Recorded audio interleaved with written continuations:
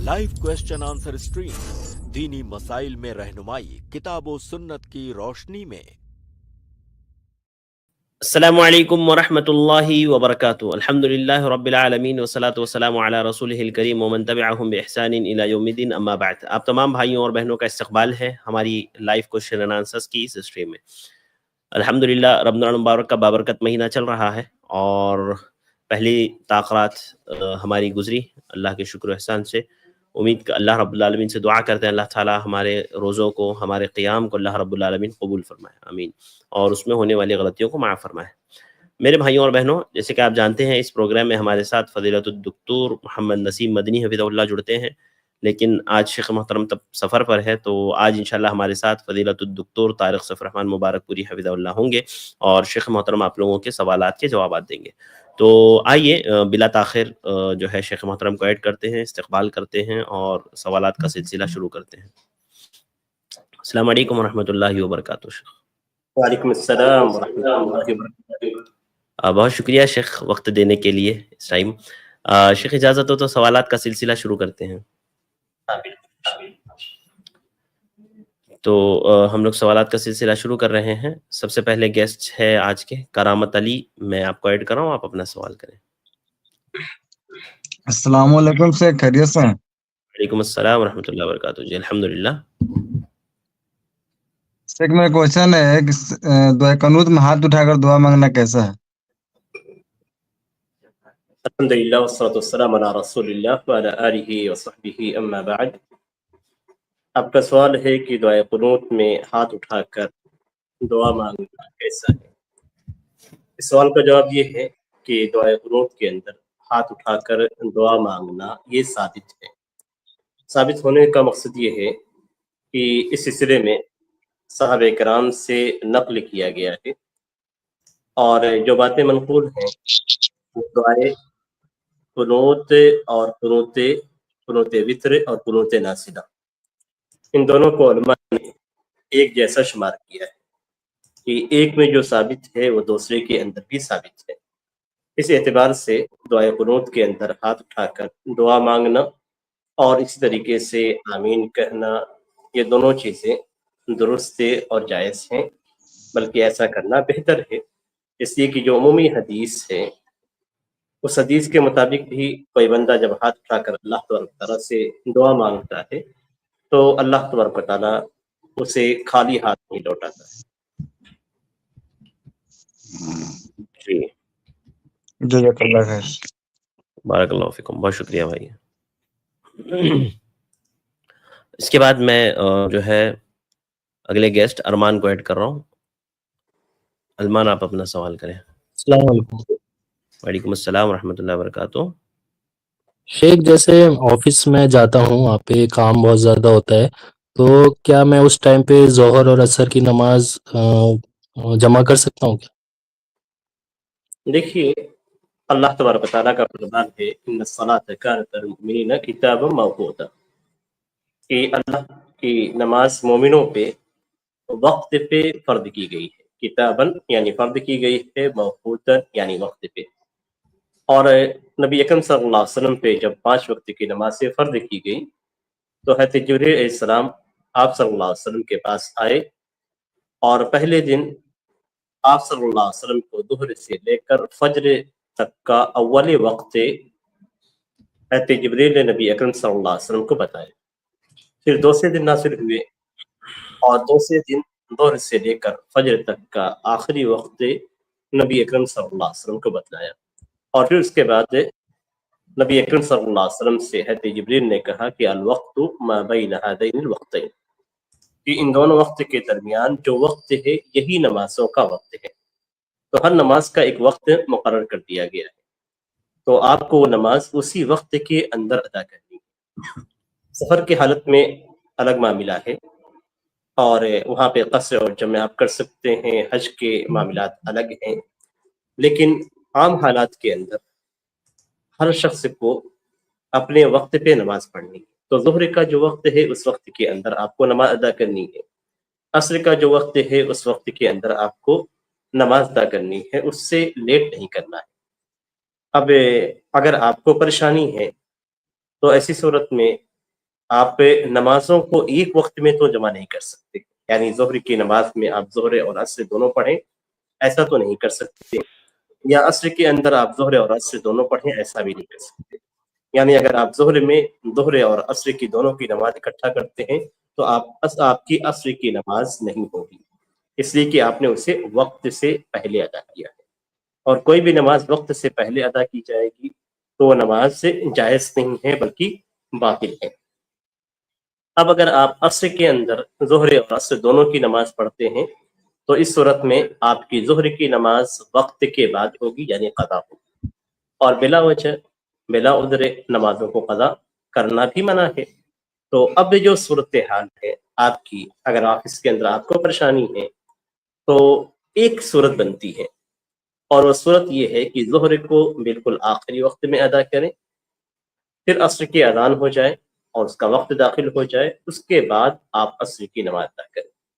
تو ظہر کو آپ نے سب سے آخر وقت میں ادا کیا اور عصر کو سب سے پہلے وقت میں ادا کیا، یہ صورت بن سکتی ہے وقت پہ نمازوں کو ادا کرنے کی۔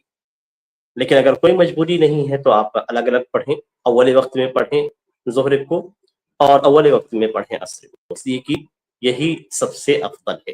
نبی اکرم صلی اللہ علیہ وسلم سے پوچھا گیا کہ سب سے بہترین عمل کیا ہے، آپ نے فرمایا کہ الصلاۃ فی وقتہا، اور بعض روایات میں ہے کہ الصلاۃ فی اول وقتہا، کہ نماز کو وقت میں پڑھنا، اور دوسری روایت میں ہے کہ نماز کو اول وقت میں ادا کرنا۔ تو اگر مجبوری نہ ہو تو آپ نمازوں کو اپنے اپنے وقت پہ ادا کریں، اور اس کے لیے آپ وقت نکالیں یا وقت اجازت طلب کریں، اور اس طریقے سے آپ کوئی راستہ نکال کے نمازوں کو وقت پہ ادا کریں، یہ سب بہتر ہے۔ اول وقت میں ادا کریں، یہی سب سے بہتر جی شیخ، جو ان کو سپورٹ کرتے ہیں مطلب کہ جمع کر سکتے ہیں، تو وہ ایک حدیث بتاتے ہیں، مجھے اس کا ان کے راوی یاد نہیں ہے، جس میں وہ بولتے ہیں کہ محمد صلی اللہ علیہ وسلم نے ہمیں بنا بارش کے، بنا کسی عذر کے نماز پڑھائی، جمع کر کے نماز پڑھائی اور عصر کی۔ یہ جو حدیث پیش کی جاتی ہے کہ نبی اکرم صلی اللہ علیہ وسلم نے ظہر عصر کو جمع کیا اور مغرب اور عشاء کو جمع کیا، اس سے حدیث کے تعلق سے بہت سارے علماء کرام کا کہنا ہے کہ وہ حدیث شاذ اور ضعیف ہے۔ پہلی چیز پہ حکم لگایا گیا۔ دوسری یہ کہ اگر اس کو صحیح بھی مان لیں تو اس میں حدیث کا آگے بھی حصہ ہے۔ آگے حصہ کیا ہے کہ حضرت ابن عباس سے اللہ تعالیٰ عنہ کی یہ حدیث ہے، ان سے پوچھا گیا کہ نبی اکرم صلی اللہ علیہ وسلم نے ایسا کیوں کیا، تو انہوں نے کہا کہ اراد اللہ یحرج امتہ، کہ وہ اپنی امت کو حرج میں نہیں ڈالنا چاہتے تھے۔ تو حرج یعنی مشقت، پریشانی، بہت بڑی پریشانی کوئی آ جائے مسلمانوں کے لیے، اس وقت جمع کیا جائے گا۔ پہلی چیز یہ ہے۔ دوسری کہ اس حدیث کے اندر نبی اکرم صلی اللہ علیہ وسلم نے جماعت جمع کیا تھا، اکیلے نہیں کہ ہر کوئی الگ الگ جمع کرے، نہیں، جماعت کے ساتھ اس کو جمع کیا گیا تھا۔ تو آپ کی نماز تو اکیلی ہو رہی ہے تو اس حدیث کے مطابق نہیں ہو رہی ہے، اور پھر آپ کے لیے کوئی بڑے حرج اور مشقت کی بات نہیں ہے۔ یعنی انسان اگر ایسا ہے کہ نماز کی وجہ سے اس کے کام میں خلل پڑ رہا ہے تو کام کو چھوڑنا ہے، نماز کو نہیں چھوڑنا ہے۔ اور نبی اکرم صلی اللہ علیہ وسلم نے صرف ایک بار کیا، آپ کا تو ڈیلی کا معاملہ ہے، تو بہت ساری چیزیں ہیں جو آپ کے ایک مخالف ہو رہی ہیں۔ یعنی باجماعت کا مسئلہ ہے، وہاں پہ آپ تنہا پڑھ رہے ہیں۔ نبی اکرم صلی اللہ علیہ وسلم نے ایک بار کیا تھا، آپ بار بار جو کہ ڈیلی کرنے کی بات کر رہے ہیں۔ اور پھر دوسری کی حدیث پہ کلام بھی ہے، بعض علماء نے ضعیف بھی قرار دیا ہے، شاذ قرار دیا ہے۔ اور حضرت ابن عباس رضی اللہ تعالیٰ عنہ نے جو وجہ بتائی تھی کہ امت کو پریشانی، امت کو، فرد کو نہیں، امت کو پریشانی، تو یہاں امت کو بھی پریشانی کی بات نہیں ہے، تو آپ کو اس میں کوئی پریشانی نہیں ہے۔ یعنی تھوڑی بہت پریشانیاں تو ہر چیز کے اندر ہوتی ہیں، اور جو پریشانی اور حرج کی بات شریعت کے اندر کی جاتی ہے وہ ناقابل برداشت ہوتی ہے۔ حرج کا معنی یہ نہیں ہے کہ آپ کو تھوڑی سی پریشانی ہوئی آپ لے لیں، نہیں، اس کو کہتے ہیں فقہی زبان میں مشقہ غیر معتادہ، مشقہ خارجہ المعتاد، یعنی ایسی چیز جو یعنی انسان کو پیش آئے تو بہت بڑی پریشانی میں پڑ جائے، یعنی اس کو بہت زیادہ پریشانی ہو جائے، حد سے زیادہ ناقابل برداشت پریشانیاں ہوں، تو اس کو کہا جائے اس صورت میں حرج اور مشقت ہے جو شریعت سے اٹھائی گئی ہے، یعنی اس حالت میں آسانی ہے۔ لیکن عام حالات میں، یعنی عام صورت میں تو ہر عبادت کے اندر مشقت ہے، آپ کو وقت دینا ہے، وضو کرنا ہے، پڑھنا ہے، وہاں پہ جماعت کے لیے جانا ہے، تو یہ تمام کی تمام مشقتیں ہیں، لیکن اس کو برداشت کیا جائے گا، یہ انسان کے قابل برداشت ہے، تو ایسی صورت میں کوئی رخصت نہیں ملتی۔ جی شیخ شکریہ، السلام بہت علیکم۔ شکریہ، جزاک اللہ خیر، وعلیکم السلام ورحمۃ اللہ وبرکاتہ۔ وقی الزما، میں آپ کو ایڈ کر رہا ہوں، وقی الزما۔ السلام علیکم ورحمۃ اللہ وبرکاتہ۔ السلام ورحمۃ اللہ وبرکاتہ۔ شیخ میرا سوال تھا اس کے ریلیٹڈ جی تراویح ہے۔ میں یہاں پہ ابو دھابی پہ ہوں ابھی میں، تو جی جی یہاں پہ ایک مسئلہ ہے، وہ یہاں پہ اپنے مولوی ہیں، یہاں 8 رکعت پڑھاتے ہیں تراویح کی، تو بعد آخر عشرے میں 8 رکعت پڑھا کے تراویح میں اس کے بعد ویتر نہیں پڑھاتے، ویتر جو ہے 3 پڑھتے ہیں، مطلب 4 یا 6 رکعت پڑھا کے اس کے بعد اور ویتر پڑھاتے ہیں۔ تو میں کیا کروں؟ آپ کی آواز کٹ رہی ہے۔ اصل میں بھائی نے یہ کہا شیخ وہ تراویح پڑھاتے ہیں، وطر نہیں پڑھاتے ہیں وہاں پر۔ ویتر جو ہے آخری عشرے میں آپ وطر نہیں پڑھاتے۔ دیکھیے آخری عشرے کا معاملہ اور عشروں سے الگ ہے، پہلی چیز اس لیے کہ نبی اکرم صلی اللہ علیہ وسلم سے اس عشرے کے تعلق سے مروی ہے کہ آپ صلی اللہ علیہ وسلم عشرے اواخر کے اندر اس قدر محنت میں کوشش اور اس قدر محنت اور کوشش عبادت کے اندر کرتے تھے کہ دوسرے عشرے میں اہتمام اور اس قدر محنت نہیں کرتے تھے۔ کان یجتہد فی العشر الاواخر ما لا یجتہد فی غیرہ، کہ نبی اکرم صلی اللہ علیہ وسلم کی اس سے آخری عشرے کے اندر عبادتیں بہت زیادہ ہوتی تھیں، تو آخری عشرے کا خاص اہتمام نبی اکرم صلی اللہ علیہ وسلم کے پاس ہے۔ آپ صلی اللہ علیہ وسلم اپنے گھر والوں کو جگاتے تھے، خود پوری رات جاگتے تھے اور کمر کس دیتے تھے، یہ آخری عشرے سے متعلق نبی اکرم صلی اللہ علیہ وسلم کا عمل ہوتا تھا۔ تو اس عشرے کے اندر اگر کوئی مزید نوافل پڑھنا چاہے، دیکھیے جو تراویح کا سسٹم ہے اور پھر بعد میں جسے تہجد بھی کہا جاتا ہے، آخری عشرے میں جو اہتمام کیا جاتا ہے اس کی نوعیت سمجھنے کی ضرورت ہے۔ تراویح کہتے ہیں جو حضرت عمر رضی اللہ تعالیٰ عنہ کے زمانے میں تھی، وہ عشاء کے بعد پڑھی جاتی تھی، جو 8 رکعتیں ادا کی جاتی تھی عام عشرے میں، پہلے اور دوسرے عشرے میں، اس کے ساتھ وطر کی نمازیں بھی ادا کی جاتی تھی، اور یہی عمل مساجد کے اندر ہے بھی۔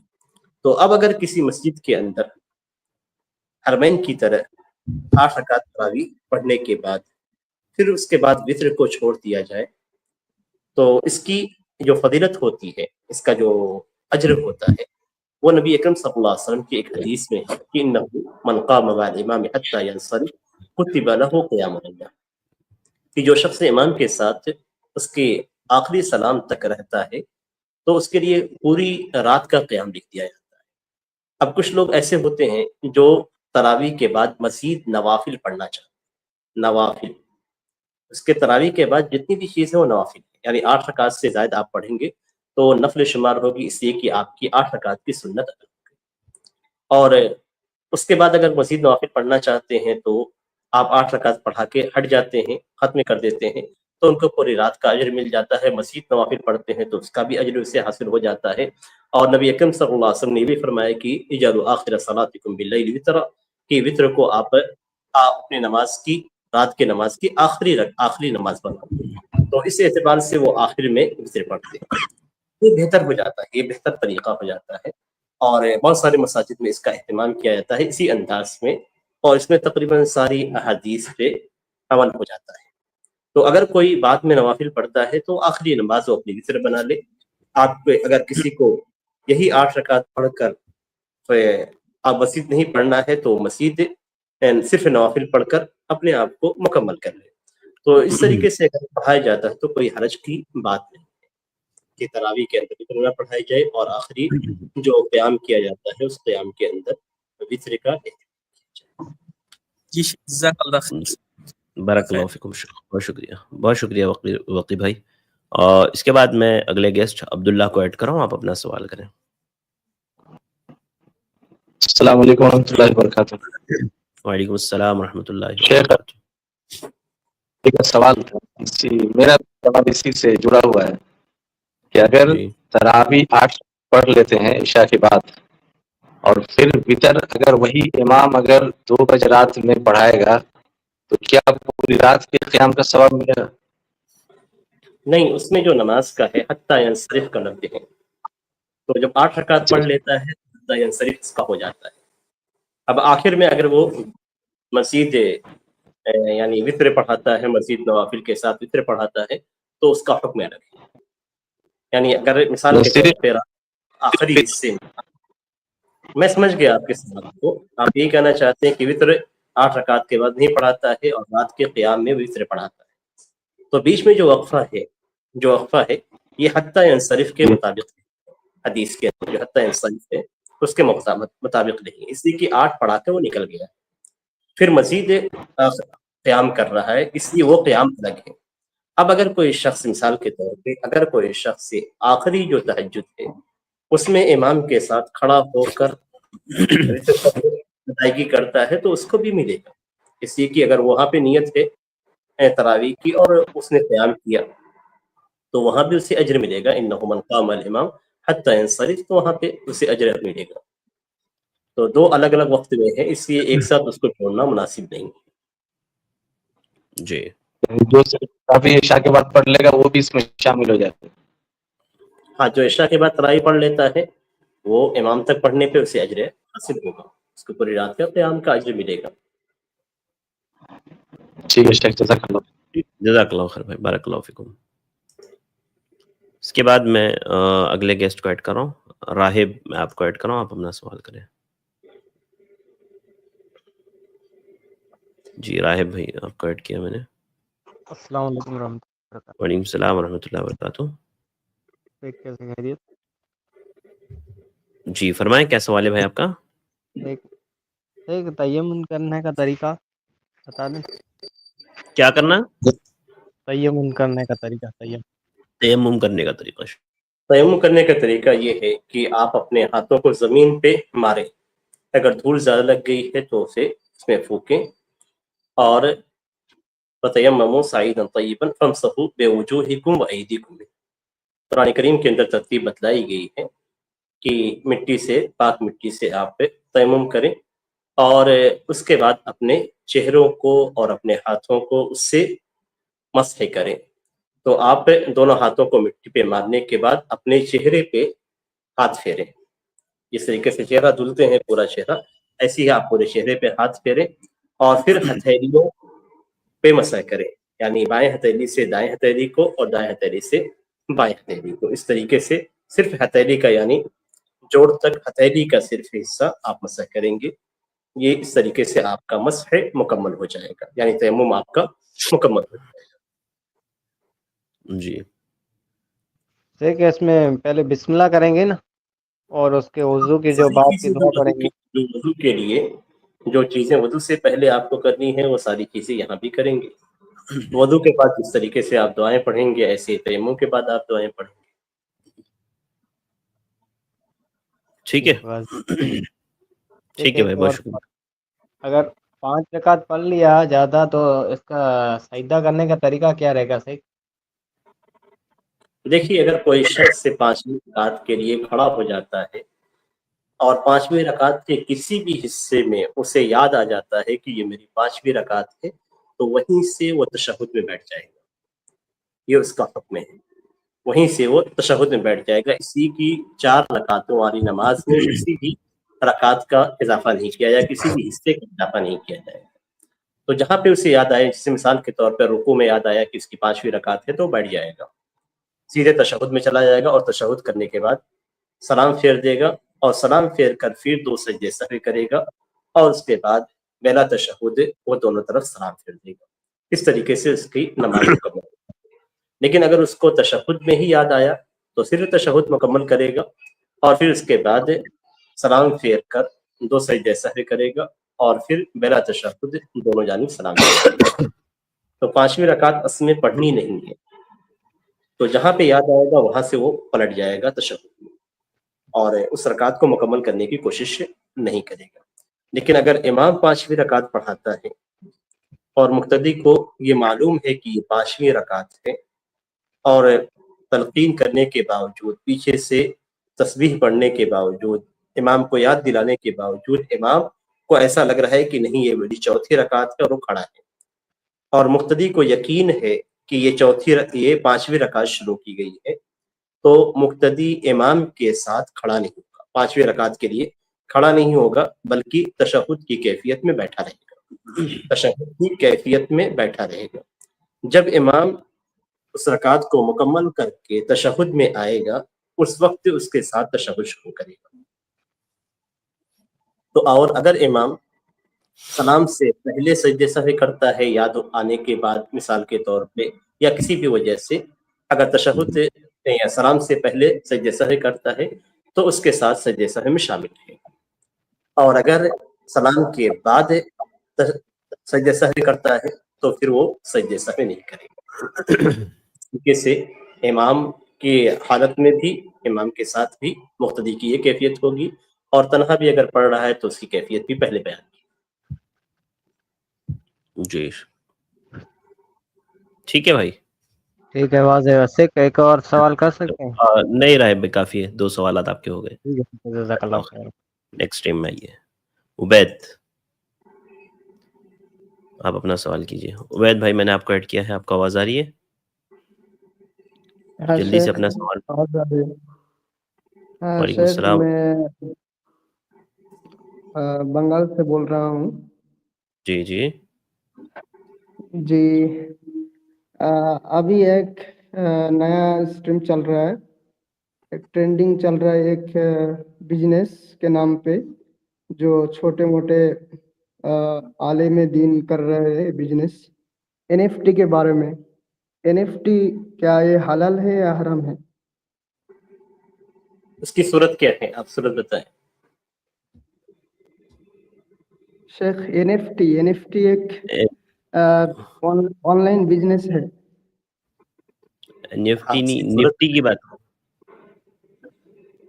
شیخ جو کر NFT بھی ہے اس کی صورت آپ بتائیں۔ سر ٹریزر NFT اس کی صورت کیا ہے، بتائیے، اس کی صورت بتائیے نا کیا ہے، کنڈیشن کیا ہے، صورت کیا ہے وہ بتائیے۔ ٹریزر NFT وہ جو آج کل انڈیا میں بہت ٹرینڈنگ میں چل رہے، سب چھوٹے موٹے عالم دین بھی کر رہے ہیں۔ دیکھیے وہ چیز میں آپ سے نہیں پوچھ رہا ہوں، میں آپ سے پوچھ رہا ہوں اس بزنس کے کرنے کا طریقہ کیا ہے۔ آپ سوال کر رہے ہیں تو بزنس کے بارے میں معلوم کریں گے یا آپ ایسے ہی صرف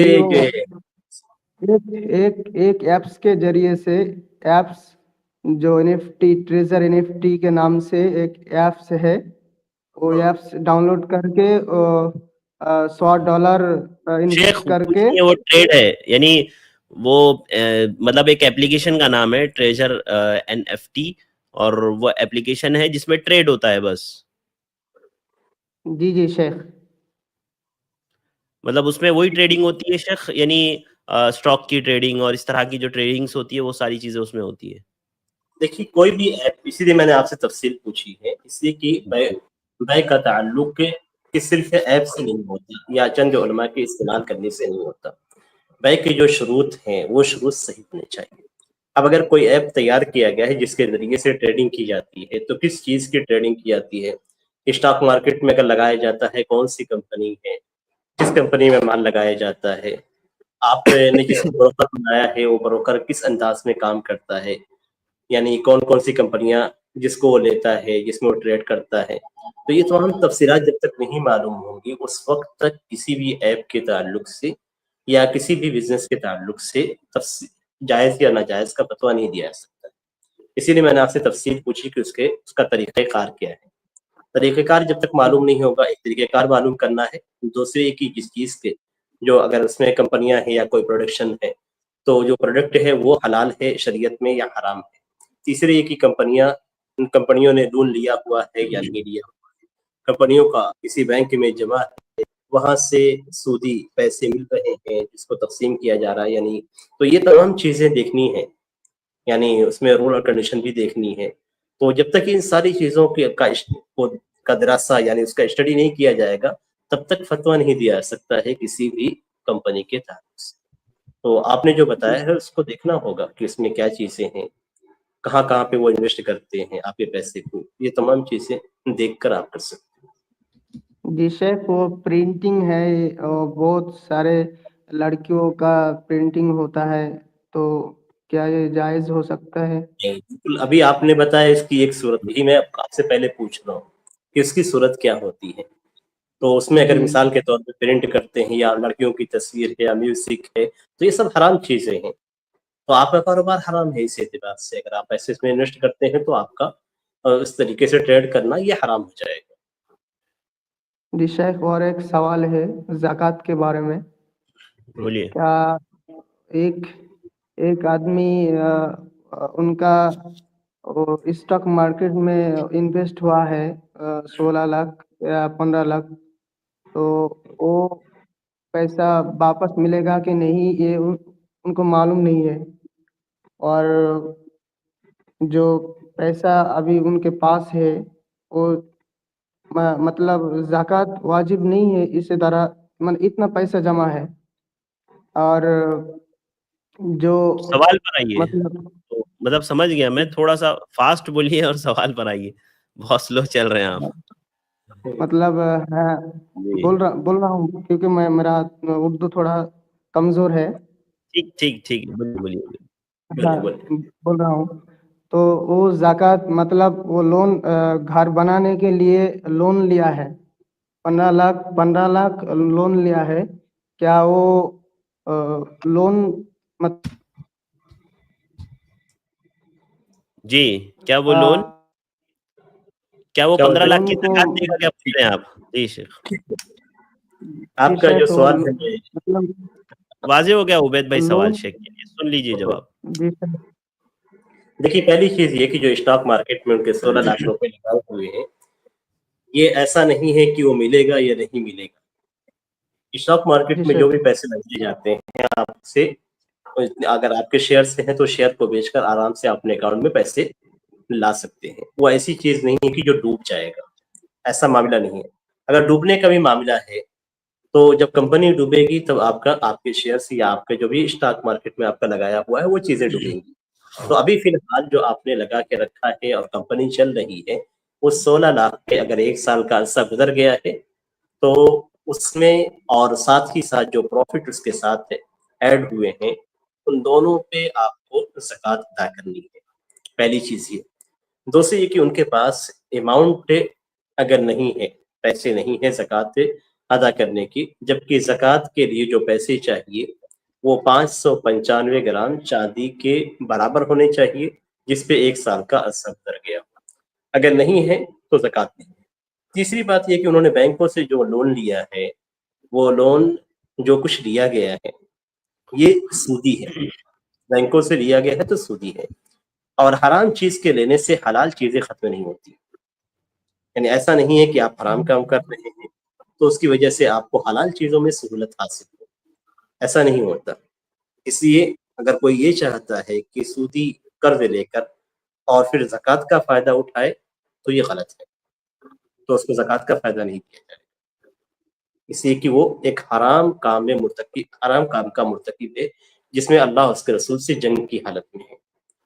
तो अब उसका फ़ायदा उसे ज़कात की सूरत में नहीं दिया जाएगा, इसलिए उसको चाहिए कि वो ज़कात की अदायगी करे और अपने हलाल माल से अपना कर्ज़ चुकाए और मुकम्मल तौर से इस सूदी और हराम पैसे से छुटकारा हासिल करे।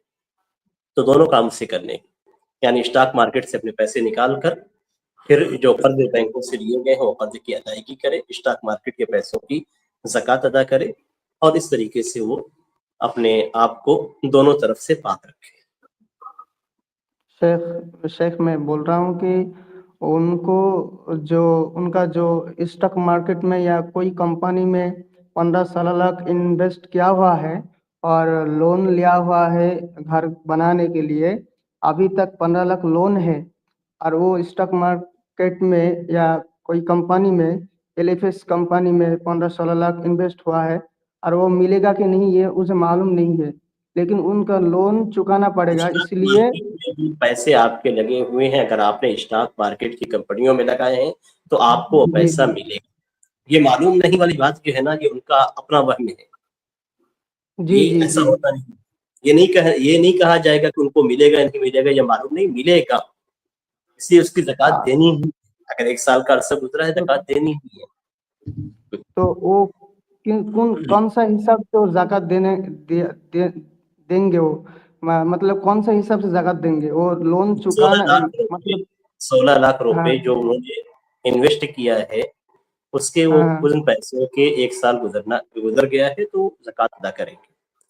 अब ये जो उन्होंने कर्ज लिया है, ये कर्ज सूदी तौर पे है, इसलिए इस कर्ज का शरीयत में ये कर्ज हराम है। ये जी कर्ज जी शरीयत में हराम है, इसलिए कि इन्होंने सूद पे कर्ज लिया है। तो अब इस हराम का कोई एतबार शरीयत में नहीं है। ऐसा लेकिन नहीं है कि एक आपने कर्ज ले लिया तो उसको माइनस करेंगे, वो कर्ज माइनस किया जाएगा जो हाल है, हराम कर्ज को माइनस नहीं किया जाएगा। यहाँ पे जी हराम शेख, लिया। ज़कात किसके हिसाब से देंगे? सोने के हिसाब से या चांदी के हिसाब से? अब उनके पास सोना है या चांदी है, ये बताइए। जी उनके शेख, पास क्या है? वाजिश नहीं हुआ। यानी उनके पास 16 लाख रुपए हैं और आप कहते हैं उनके पास पैसे भी नहीं है, तो फिर ज़कात कैसे देंगे पैसों की? 16 लाख रुपए में वो जी ज़कात शेख, देंगे, 16 लाख रुपए में 2.5% ज़कात अदा करनी होगी। अगर उनके पास से पैसे और भी पैसे हैं तो फिर उसमें जो ज़कात दी जाएगी वो चांदी के एतबार से, यानी 595 ग्राम चांदी के का जो रेट होता है, उस रेट को देखकर अगर उनके पास पैसे हैं और उस पे 1 साल का अरसा गुजर गया है तो वो निसाब को पहुंचा हुआ है और उसकी भी 2.5% वो ज़कात देंगे। जी शेख, जज़ाकल्लाह खैर। जज़ाकल्लाहु खैर भाई, बहुत शुक्रिया उबैद भाई, बारकल्लाहु फिकुम। सिस्टम में आपको ऐड कराऊं, आप अपना सवाल करें। अस्सलाम वालेकुम रहमतुल्लाहि व बरकातुहू। शेख वालेकुम अस्सलाम व रहमतुल्लाहि व बरकातुहू। शेख, मेरा सवाल मोतकिफ के ताल्लुक से था। मोतकिफ खवातीन जो होती है वो आम खवातीन की सफ में लगकर उन्हें नमाज पढ़ना चाहिए क्या? देखिए, बाजमात नमाज के लिए या तरावीह या नफल नमाज जो बाजमात होती है, उसमें वो आम खातिन के साथ शामिल रहेंगी, मस्जिद के अंदर आम खातिन के साथ शामिल रहेंगी। उनके लिए ऐसा नहीं है कि वो अलग जाती हैं, नहीं, वो जमात से अलग नहीं होंगी, जमात के साथ ही शरीक होकर आम औरतों के साथ मिलकर वो नमाज़ें अदा करेंगी। नमाज अदा करने के बाद वो अपने एतिकाफ गाह में चली जाएंगी, जहाँ पे उनका एतिकाफ का हिस्सा है, उसमें चली जाएंगी और बैठकर ज़िक्र व अज़कार करेंगी। या वो मस्जिद के हिस्से में बैठ के ज़िक्र व अज़कार कर सकती हैं, क़िराअत कुरान कर सकती हैं, लेकिन बेहतर यही है कि अपने एतिकाफ गाह में चली जाएं ताकि वहाँ पे लोगों से कटकर सिर्फ अल्लाह की इबादत के लिए। ठीक है, जज़ाकल्लाह खैर। शेख, एक और दूसरा सवाल है। जी, पूछ लीजिए। एक और सवाल करूँ शेख? दूसरा सवाल ये है शेख कि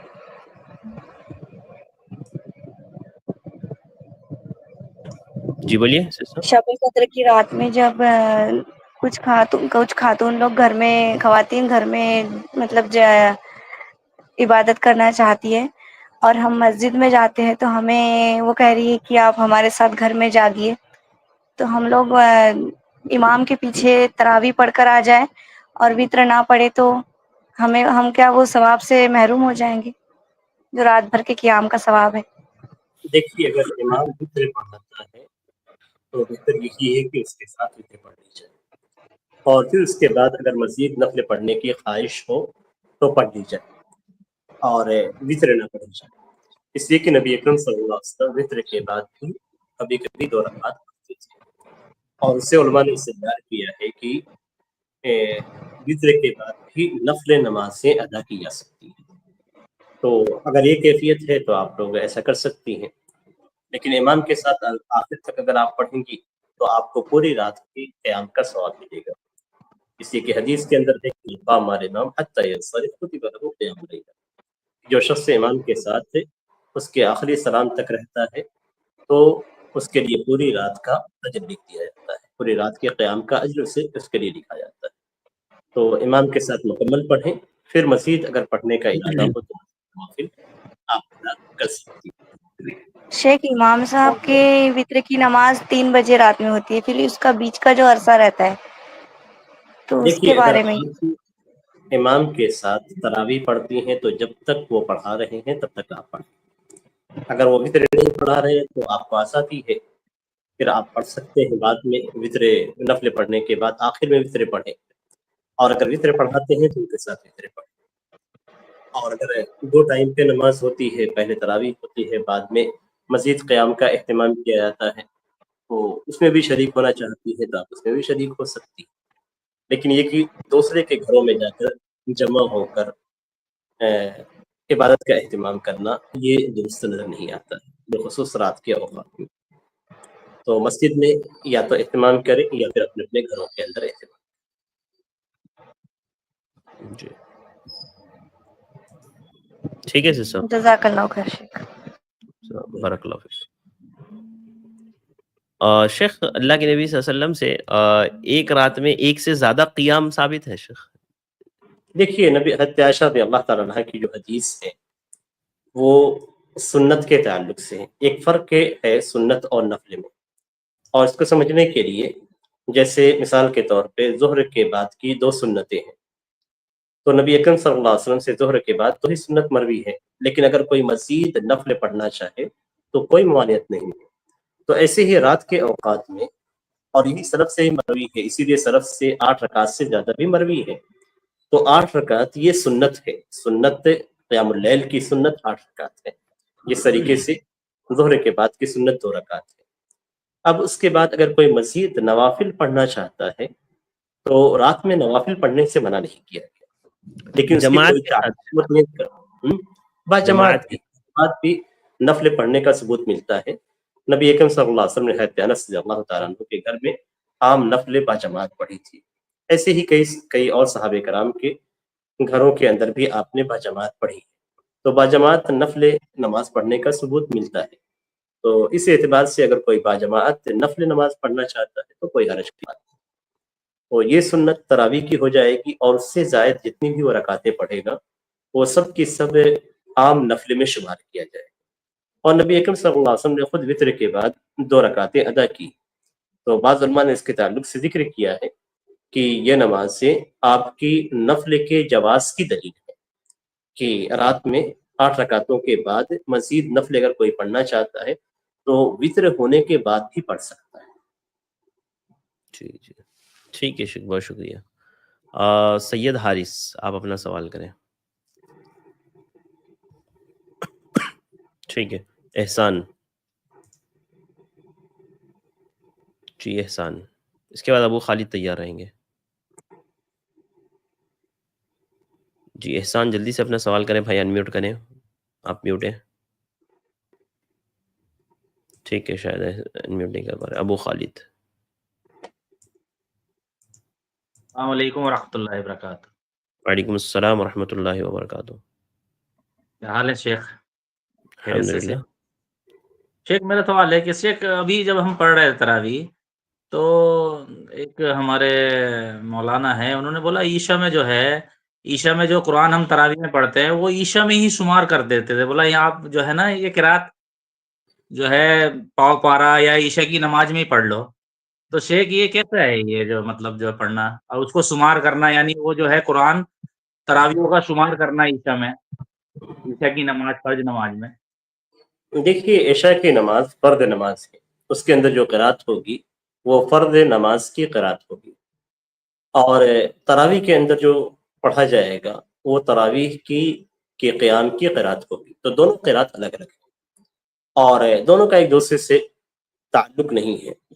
اب اگر کوئی شخص مثال کے طور پہ قرآن ختم کرنے کے لیے عشاء کی نمازوں میں جو تراویح کے بعد تراویح میں پڑھنا ہے اس سے پہلے کا حصہ وہ عشاء کی نماز میں پڑھ لیتا ہے، اور پھر تراویح کے اندر کچھ قرآن کا حصہ پڑھتا ہے، پھر فجر کی نماز میں اہتمام کرتا ہے اس لیے کہ قرآن ختم ہو جائے، تو ایسا کرنا بھی غلط نہیں ہے. ایسا کرنا غلط نہیں ہے. تو اگر کوئی کرنا چاہتا ہے تو کر سکتا ہے، اس لیے کہ قرآن کے اندر تراویح کے اندر بالترتیب پڑھنا یہ ضروری نہیں ہے. کہیں سے بھی پڑھا جا سکتا ہے، اور تھوڑا ہی پڑھا جا سکتا ہے، زیادہ ہی پڑھا جا سکتا ہے، کئی مقامات سے پڑھا جا سکتا ہے. ایک ہی رکعت میں کئی مقامات سے آپ پڑھ سکتے ہیں، مختلف رکعتوں میں मकामात से आप पढ़ सकते हैं, तो इसमें कोई पाबंदी नहीं है।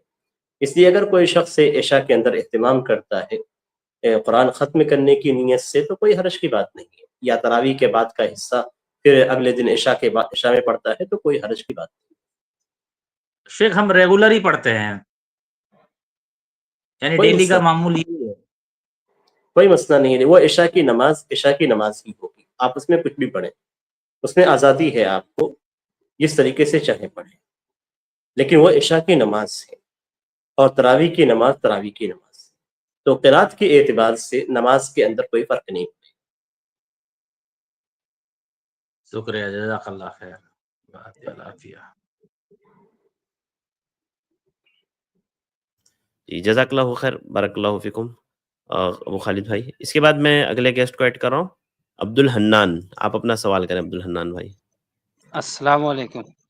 वालेकुम अस्सलाम व रहमतुल्लाहि व बरकातुहू। जी भाई सर फरमाइए। मेरा सवाल ज़कात की अदायगी से है और उसके तकसीम को लेकर। जैसा कि सर मेरे इलाके में एक ट्रस्ट है और ट्रस्ट के अंदर ही एक बैतुल माल का शक्ल से उनको खोला गया है कि ये बैतुल माल इसी के अंदर चलेगा, ठीक है। उसके बाद फिर वहाँ पे क्या होता है सर कि ज़कात के माल को कलेक्शन करते हैं, ठीक है, कलेक्ट करते हैं। फिर वो क्या करता है कि कुछ बाँट देता है, कुछ रख लेता है, और वो कुछ जो माल रख लेता है उनको क्या करते हैं, किसी को कर्ज के तौर पे बिजनेस के लिए दे देते हैं, दुकान चलाने या कोई तरह का भी। तो ये कैसा है सर, कर्ज देना ज़कात के माल से? देखिए, पहली बात तो ये है कि जो भी बैतुल माल रखे जाते हैं, उनको अपनी हैसियत मालूम होनी चाहिए। हिंदुस्तान के अंदर जितने बैतुल माल तैयार किए जाते हैं, उनको अपनी हैसियत तैयार मालूम होनी चाहिए कि हमारी हैसियत क्या है, और देने वाले को भी मालूम होना चाहिए कि बैतुल माल की हैसियत क्या है। ये इस्लामी हुकूमत नहीं है कि जहाँ पे बैतुल माल शरई हाकिम के अंडर में हो या मुसलमानों का खजाना हो, ऐसा नहीं है। तो अगर कोई बैतुल माल का नाम इस्तेमाल करता है, तो ज़रूरी है कि बैतुल माल के अहकामात को भी जाने। अब बैतुल माल का नाम बड़े प्यारे अंदाज में इस्तेमाल किया जाता है, लेकिन सवाल ये पैदा होता है कि बैतुल माल ये ज़कात अदा करने वाले का नायब है या ज़कात देने वाले का नायब है। अगर आपने उसको अपनी नियाबत में दिया है, तो जिस तरीके से ज़कात का माल आपके लिए गरीबों को, मिस्कीनों को, दूसरे अफराद को देना है, ऐसा ही उसके लिए भी यही जायज़ है कि वो उस पैसे को तब्दील करके नहीं, आमतौर पर राशन तक़सीम किया जाता है, दूसरी चीज़ें बना दी जाती हैं उससे, वो चीज़ जायज़ नहीं है। आपके अपने पैसों को गरीबों तक पहुँचाए, वो आपका नायब है, आपकी नियाबत कर रहा है। अब अगर मिसाल के तौर पे वो कुछ पैसों को रख लेता है, तो उसके लिए रखना जायज़ नहीं, और कुछ पैसों को रख कर किसी और को कर्ज देना चाहता है, तो वो भी जायज़। यानी आपके लिए खुद जायज़ नहीं है कि आप अपने ज़कात के पैसे किसी को कर्ज के तौर पे दें, इसलिए कि आप उसके मालिक नहीं हैं। उसके मालिक कौन है? जिनका जिक्र कुरान करीम के अंदर किया गया है, जिनको वो माल देना है। तो आप उसके मालिक नहीं हैं, इससे आप उसको दे नहीं सकते हैं। तो बैतुल माल अगर ये करता है कि रख के ज़कात दे, किसी और को कर्ज के तौर पे देता है, किसी के बिजनेस में लगाता है, तो ये तरीका उसके लिए दुरुस्त है। इसलिए कि ज़कात का माल गरीबों को देना है, और अगर बिजनेस में लगाया गया तो हो सकता है घाटा हो जाए, तो ज़कात का माल खत्म हो जाएगा।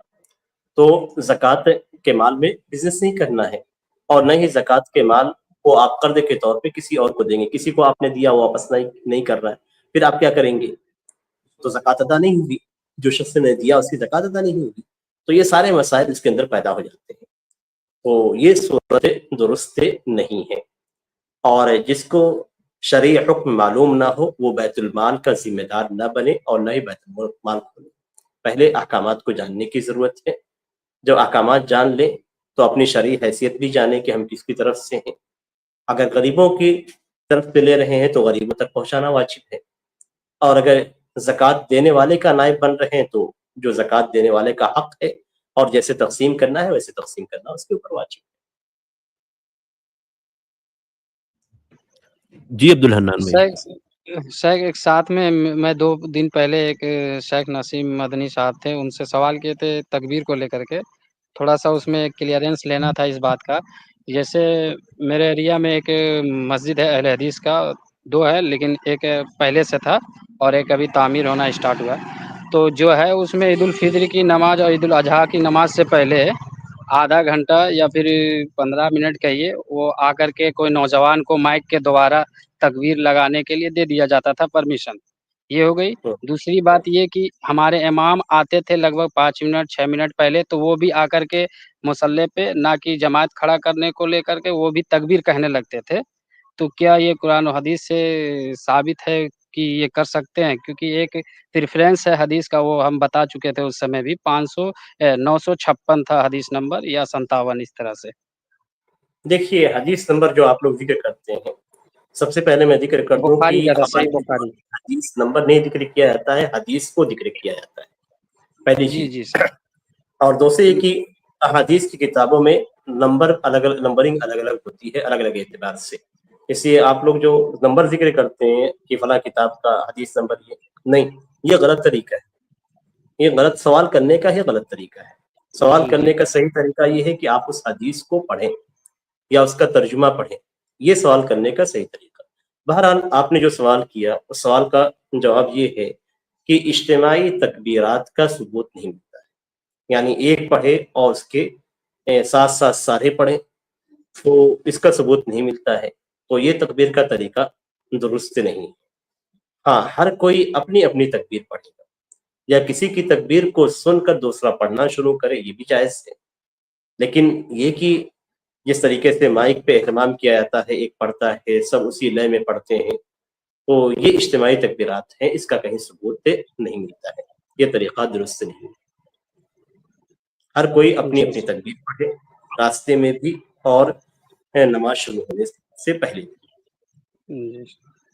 اور وہ جو امام کہتے ہیں شیخ نماز سے پہلے آ کر کے امام کے جماعت لیے کھڑی بھی ہو، درست نہیں ہے، امام کے لیے بھی درست نہیں ہے، عام افراد کے لیے بھی درست نہیں ہے۔ درست یہ ہے کہ ہر کوئی اپنی اپنی تکبیر پڑھے۔ جی جی سر، جزاک اللہ خیر۔ بہت شکریہ عبد الرحمن بھائی، بارک اللہ فیکم۔ ابو عسکری آپ اپنا سوال کریں۔ جی ابو عسکری، میں نے آپ کو ایڈ کیا ہے، انمیوٹ کریں جلدی سے۔ ٹھیک ہے، اس کے بعد میں خان صدف کو ایڈ کر رہا ہوں، آپ اپنا سوال کریں۔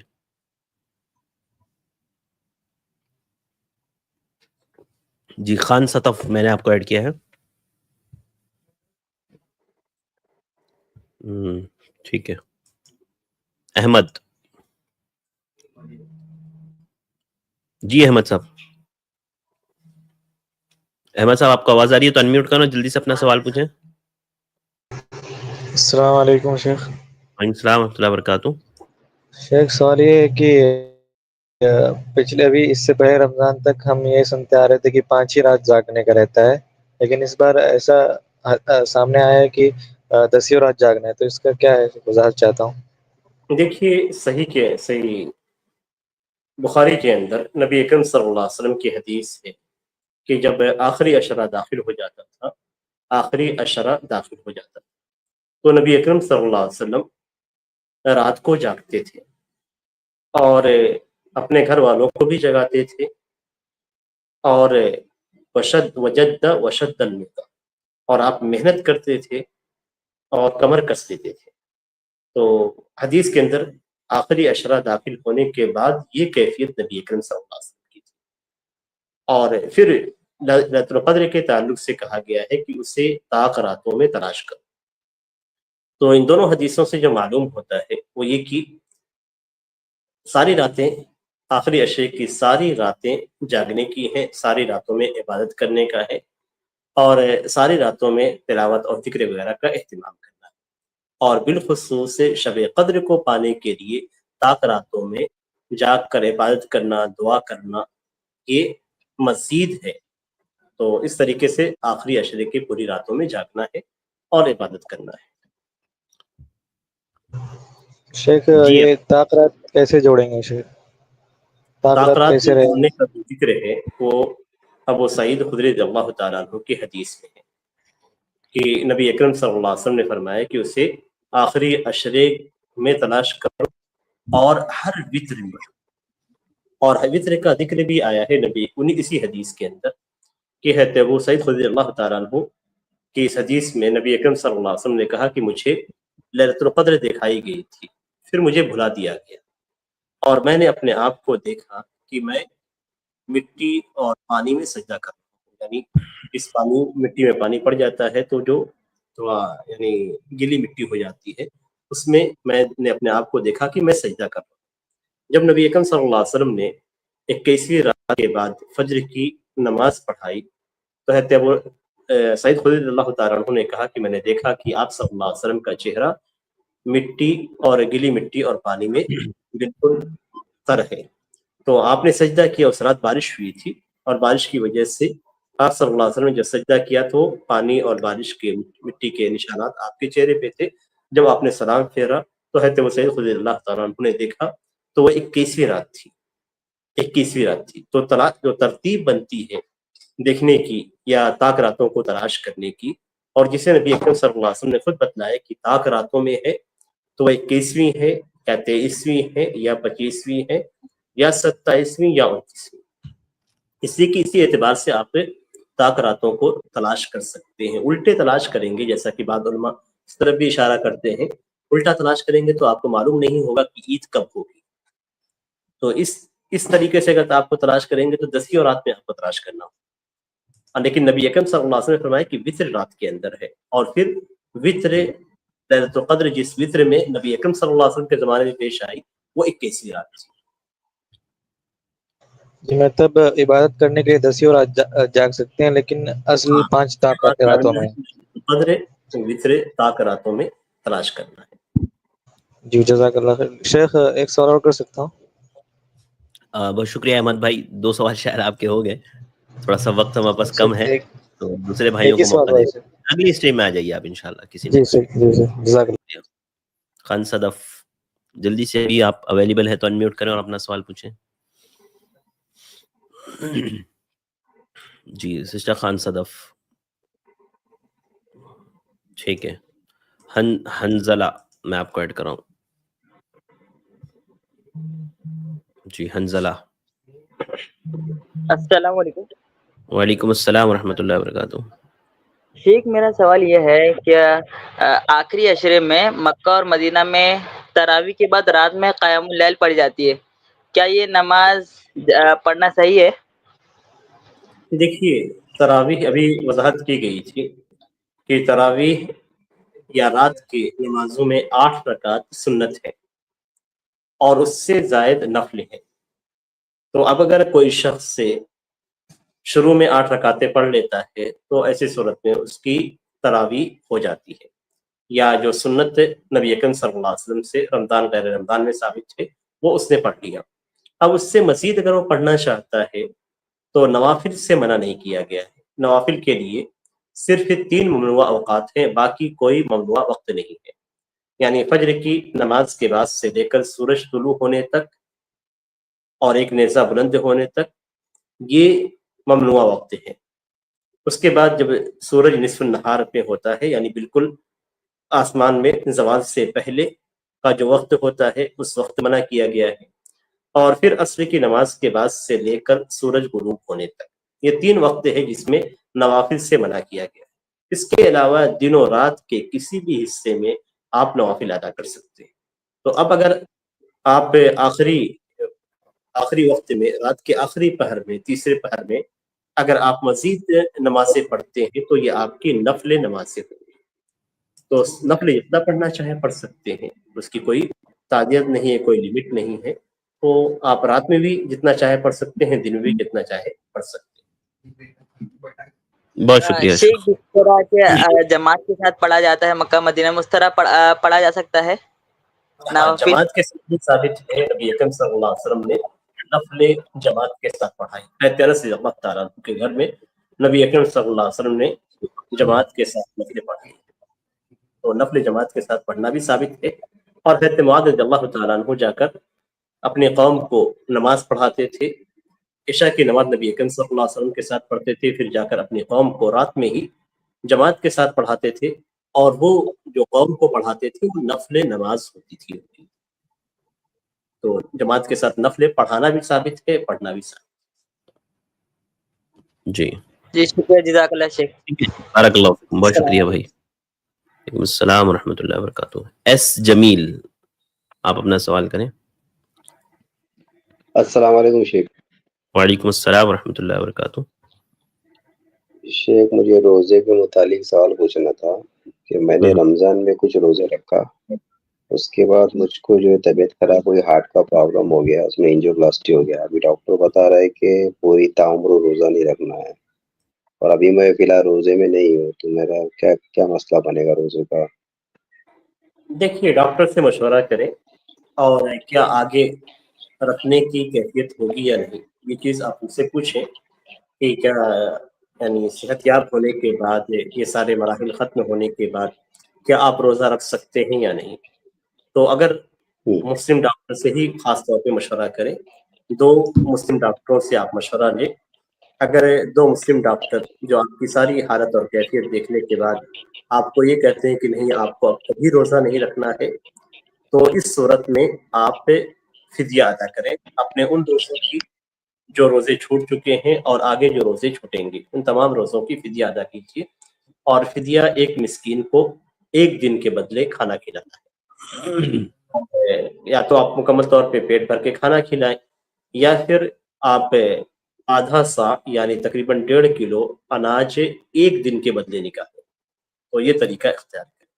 اور اگر ڈاکٹر آپ کو مشورہ دیتے ہیں، مسلم ڈاکٹر آپ کو مشورہ دیتے ہیں کہ نہیں آپ 1-2 سال کے بعد رکھنے کے قابل ہو جائیں گے، یا ایک ٹائم کے بعد آپ رکھنے کے قابل ہو جائیں گے، تو پھر آپ روزوں کی قضا کریں گے، یعنی جب اچھے ہو جائیں گے اس کے بعد آپ روزے رکھیں گے، وقفے وقفے سے رکھ کے آپ مکمل کر سکتے ہیں، ایک ساتھ بھی رکھ کے مکمل کر سکتے ہیں۔ تو یہ کنڈیشن آپ ڈاکٹروں سے رجوع کیجیے، اور 2 مسلم ڈاکٹروں سے جو متشابہ ہوں، یعنی شریعت کے معاملات کو جانتے ہوں، شریعت کے پابند ہوں، نماز روزے وغیرہ کے، ان سے آپ مشورہ لیں، تو انشاءاللہ جو مشورہ وہ دیں گے اس پہ آپ عمل کریں۔ میں نے دونوں صورتیں آپ کو بتا دی ہیں، اس میں جو ڈاکٹر مشورہ آپ کو دیتا ہے اسی کے مطابق آپ عمل کیجیے۔ ٹھیک ہے شیخ، جزاک اللہ۔ السلام علیکم ورحمۃ اللہ۔ بہت شکریہ ایس جمیل بھائی۔ اس کے بعد میں اگلے گیسٹ جو ہے آپ کو ایڈ کر رہا ہوں۔ السلام علیکم شیخ۔ وعلیکم السلام ورحمۃ اللہ وبرکاتہ۔ شیخ میرے والد جب وضو بناتے ہیں تو جب وہ انگلیوں کا مسح کرتے ہیں تو وہ بولتے ہیں کہ وہاں پہ پانی جانے کی وجہ سے ان کو تھوڑے درد بڑھ جاتی ہے ان کی۔ کچھ دنوں پہلے ان کو تھوڑا انفیکشن ہوا تھا، تو پتہ نہیں ہے شاید ان کی اس چیز کی وجہ سے ہو رہا ہے کہ کیا، تو کیا شیخ آپ بتا سکتے ہیں کہ وہ اس حالت میں کیا کرے، مطلب کس طریقے سے وہ وضو بنائے؟ دیکھیے وضو کرتے ہوئے تمام اعضائے وضو پہ پانی کا جانا یہ ضروری ہے۔ اب اگر کسی جگہ پہ زخم ہو گیا ہو اور پانی ڈالنا وہاں پہ ممکن نہ ہو، تو اس حصے کو چھوڑ کر آپ پانی ڈال سکتے ہیں۔ تو عمومی طور پہ اگر کبھی کبھی ایسا ہوتا ہے کہ انفیکشن کی وجہ سے پانی کسی جگہ پہ پہنچنے کی وجہ سے درد ہوتا ہے، اگر ہلکا درد ہے یا بڑھنے کا ڈر نہیں ہے تو ایسی صورت میں پانی وہاں سے گزار لیں، اس کو رگڑے نہ۔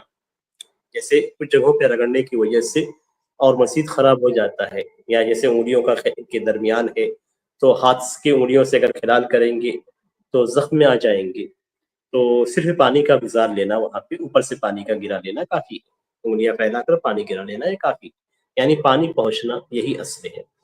تو یہ صورت اختیار کریں، اور اگر بہت زیادہ زخم وغیرہ ہو تو پھر اس حصے کو اگر وہاں پہ ممکن نہ ہو تو اس حصے کو چھوڑ کر باقی حصوں کا وہ وضو کر لیں۔ جی شکریہ شیخ، بہت شکریہ شیخ، جزاک اللہ خیر، بہت شکریہ سسٹر، بارک اللہ فیکم۔ جزاک اللہ خیر شیخ وقت دینے کے لیے، چونکہ وقت ہمارا ہو گیا ہے تو یہیں پر آج کی اسٹریم کو ختم کرتے ہیں۔ جزاک اللہ خیر شیخ ہمارے ساتھ جوائن ہونے کے لیے، اللہ آپ کو جزائے خیر دے۔ انشاءاللہ کل ملاقات۔ السلام علیکم ورحمۃ اللہ وبرکاتہ۔ السلام علیکم۔ اس کے بعد میں اپنے بھائیوں اور بہنوں کا شکر گزار، اور الحمدللہ آپ لوگ جڑے رہے ہیں، اپنے سوالات کے شیخ محترم سے امید کرتے ہیں آپ کو جوابات ملے ہوں گے۔ آج کے لیے بس اتنا ہی، انشاءاللہ پھر ملاقات ہوگی اگلے اسٹریم میں۔ مجھے دیجیے اجازت، السلام علیکم ورحمۃ اللہ وبرکاتہ۔ السلام علیکم ورحمۃ اللہ وبرکاتہ۔ آئی پلس ٹی وی کے تعلق سے 6 بڑے اعلان ہیں۔ آپ سب इन बातों को सुने, इनसे फायदा उठाएं, दूसरों को बताएं और जरूर बजरूर इस काम को सपोर्ट करें। सबसे पहला ऐलान, iPlus TV का नया स्मार्ट टीवी ऐप आ चुका है। आप प्ले स्टोर से इंस्टॉल कर सकते हैं। अब दुनिया भर के करोड़ों स्मार्ट टीवी यूजर्स 24 घंटे iPlus TV देख सकते हैं। इमाम की हैसियत भी उतनी ही ज्यादा ऊंची हो। 16,000 से ज्यादा वीडियोस का खजाना भी है।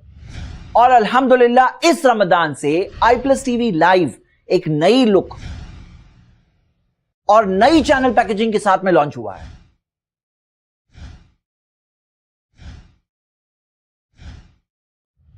स्मार्टफोन में पहले से यह ऐप मौजूद है। यहां से आप पूरे दिन का शेड्यूल देख सकते हैं। ये सारे फीचर्स पहले से मौजूद है। अब एक नया फीचर आ चुका है।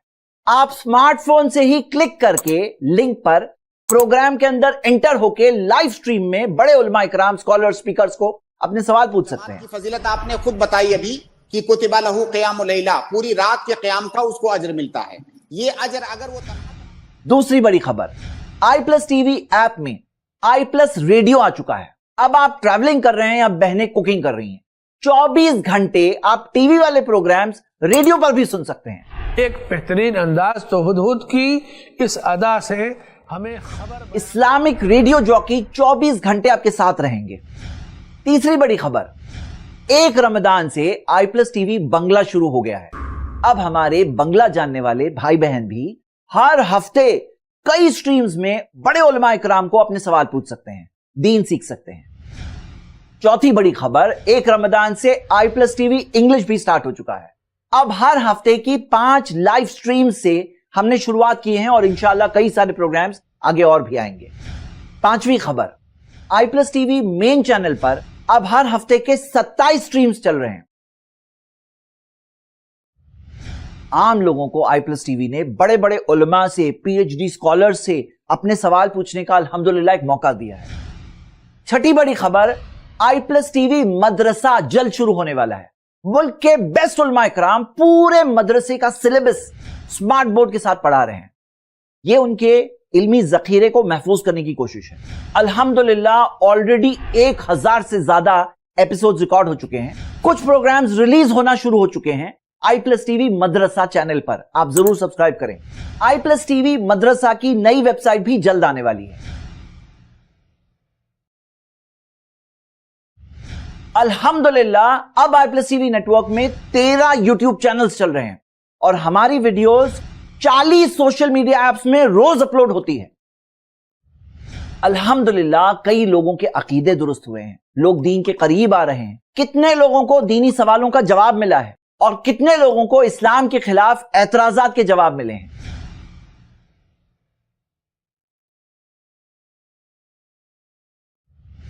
मेरे भाई, मेरी बहन, इस रमजान के महीने में इस काम को जरूर सपोर्ट करें। बल्कि मैं कहता हूं अपनी आमदनी का कुछ हिस्सा हमें दीन की दावत के लिए रखना चाहिए। इस्लाम के खिलाफ उठने वाले एतराजात का जवाब देने और दीन की सही तालीमात घर घर तक पहुंचाने में हमारा साथ दें। iPlus TV को अपने डोनेशंस दें, ताउन दें और ताउन की एक शक्ल यह भी है कि इस वीडियो को अपने ग्रुप्स में फॉरवर्ड करें ताकि हमारा पैगाम और लोगों तक पहुंच सके। जज़ाकल्लाहु खैर, वस्सलाम अलैकुम।